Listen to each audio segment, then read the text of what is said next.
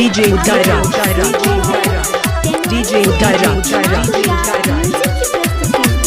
नीला गेला लभर से छौरी रात के अनहरिया में है गई रात के अनहरिया में सुनना रात के अनहरिया में चुम्मा ललको दीपका छौरा 3 बजे भोर हरिया में चुम्मा ललको रजुआ छौरा 3 बजे भोर हरिया में है गई चुम्मा ललको सुमितवा छौरा 3 बजे भोर हरिया में DJ Sumit Satish, DJ Sumit Satish, Rayma,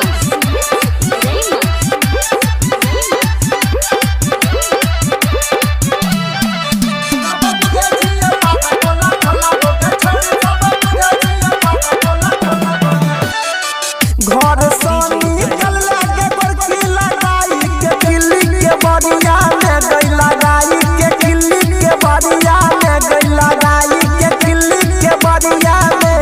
चुम्मा ललको रणजीतवा छौरा 3 बजे भोर हरिया में चुम्मा ललको संतोषवा छौरा 3 बजे भोर हरिया में है गई चुम्मा ललको रूपेशवा छौरा 3 बजे भोर हरिया में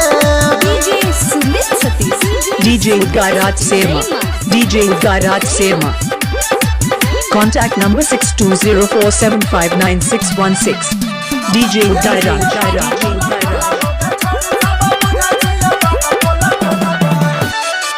कोई ने बुझतो है करल पायल खोल के रखला भितरिया में है गई घर के भितरिया में है गई घर के भितरिया में चुम्मा ललको के सवा छौरा 3 बजे भोर हरिया में चुम्मा ललको सुरेशवा छौरा 3 बजे भोर हरिया में है गई चुम्मा ललको राजेशवा छौरा 3 बजे भोर हरिया में DJ Sumit Satish. DJ Udairaj Serma, DJ Udairaj Serma. Contact number 6204759616. DJ Udaira.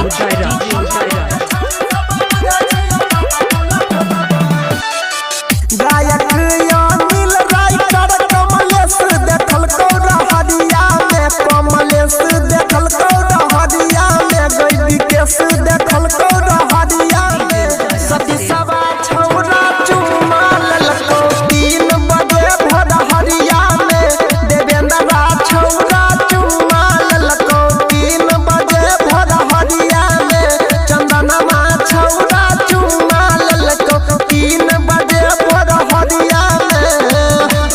नीला गेला लभर से छौरी रात के अनहरिया में है गई रात के अनहरिया में सुनना रात के अनहरिया में